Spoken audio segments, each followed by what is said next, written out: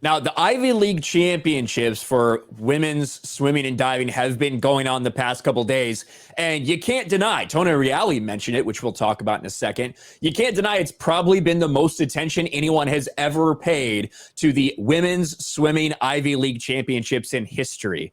And it's because so many people are outraged by this. The fact that you have a biological man in the pool who competed as a man in swimming for 3 years in college, was ranked 450th in the country. So now he's dominating the female competition. Leah Thomas, and just set another record in the 100 free with a pool and program record time of 47:63.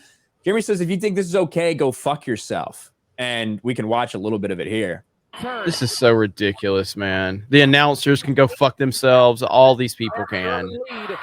Hennig is still staying stroke for stroke. Thomas edging ahead there in lane 5. Leah Thomas to the wall first at 40.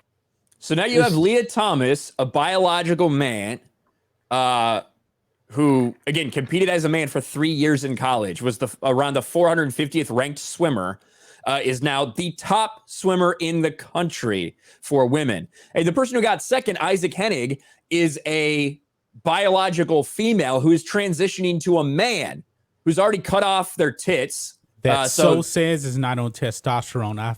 I don't believe that for 1 second.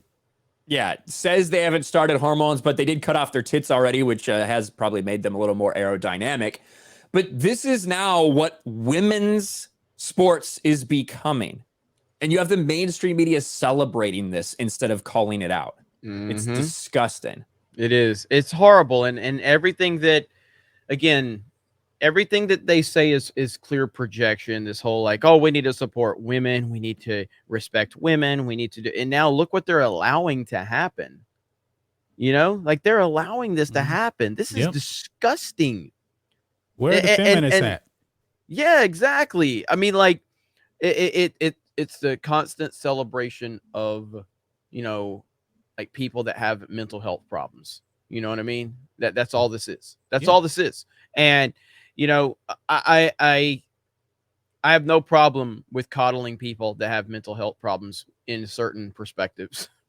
It doesn't mean that you allow them to go into a professional industry and rewrite record books due to their fantasy in their own head.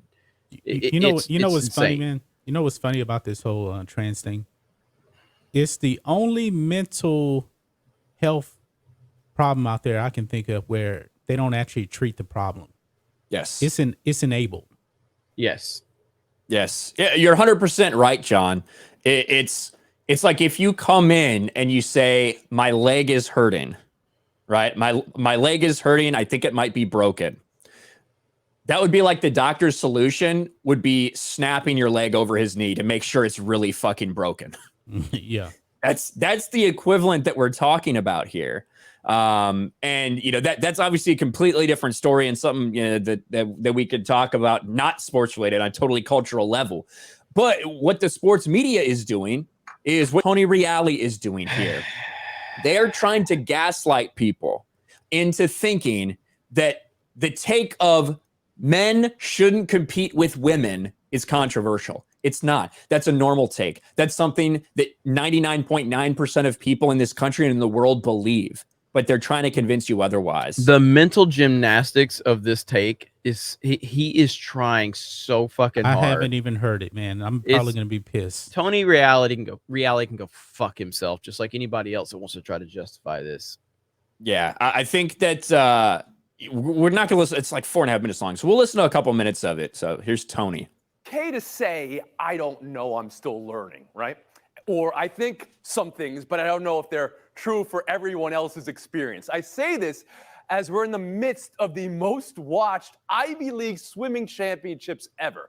The fascinating stories of Leah Thomas and Isaac Hennig, the two most prominent trans athletes in the NCAA. Hennig, a transgender man who has not started hormone therapy and competes against women, winning the 50 free for Yale with a pool record. Thomas, a transgender woman, began hormone therapy in May 2019, spent her first 3 years at Penn competing in the men's category, winning the women's 500 free, also setting a pool record. There's more races to come. How we arrived here and what happens next is very much the question.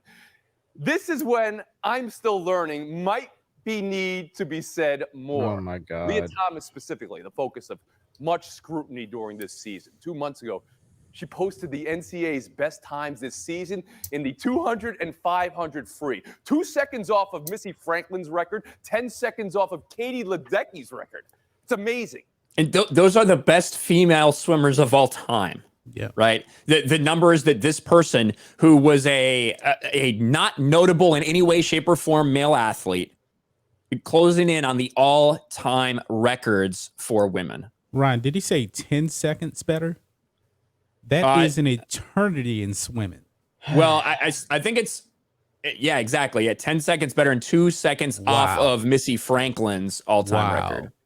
She won the 1650 in Akron by a traffic-stopping 38 seconds. How to feel about that?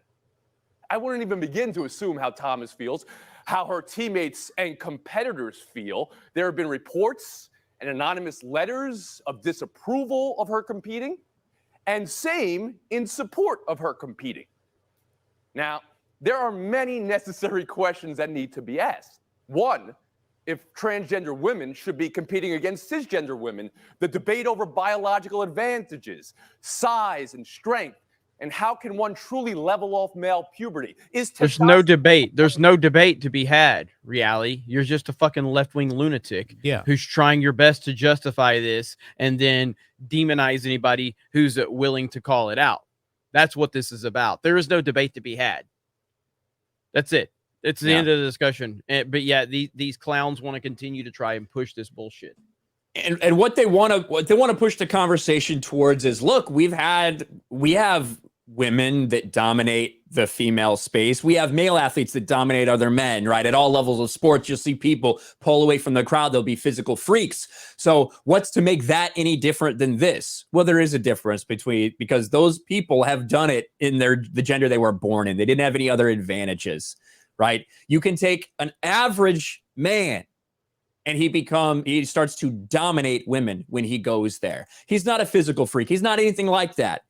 He's a not of note man in swimming, in collegiate swimming, 450th in the world, becomes the number one. That's not fair to any single woman. They're destroying female sports. They're destroying it. They're ruining it. And again, I'm not sitting here saying it was one of the greatest things of all time or whatever, because I have no interest in female sports. So the fact is, though, that all I'm doing is taking an objective look at this, like any normal person would. Mm-hmm. This is not right. This is completely disrespectful. I feel stupid trying to make a valid point on this, because I shouldn't even have to try to make a valid point on this. Mm-hmm. This doesn't deserve an argument. That's how insane it is. This doesn't deserve a valid argument. A valid argument means you need to make a point to get your point across, and I shouldn't have to do that. That's how insane this is. Man, I'm probably an average size guy. I'm not that tall. I'm 5'6". Okay, that's relatively short for a guy. My wife shorter than me. I have a physical advantage over my wife. If I wanted to, I can snap her like a toothpick easily, because I have a physical advantage because of bone structure, testosterone. Tony Reali is not talking about that kind of stuff. I'm not saying I would hit my wife or anything. He actually does talk about it later. We're not going to play that stupid flux, but he even says maybe culturally we're putting too much emphasis on testosterone. He says that. Oh, yeah. He does, yeah. But it goes so far beyond that. It goes so far beyond hormone therapy, because like you said, John, if you're a man, your bone structure is different. Your shoulders are different. Your heart is bigger and can pump more blood, which can then oxygenate you faster, which then allows you to perform at a higher level. Like, these are all actual biological facts that just because it doesn't matter, you know, what you change about yourself, what you cut off, hormones you take, you can't change those things. Those are always going to inherently be advantages for someone that was born a man. If you look at Will Thomas, you can easily tell that is a biological man. Just look at the body. Still has male structure to that body. that can never ever be changed. Such a fucking crazy scenario, man. It's unbelievable. Yeah, and the fact that the mainstream media has basically been ignoring it. Yeah, they've basically been ignoring it. That's really the first very outspoken person I've seen. It's Tony Reality's coming out in support of it. So we'll see what happens going forward with the media and all of this.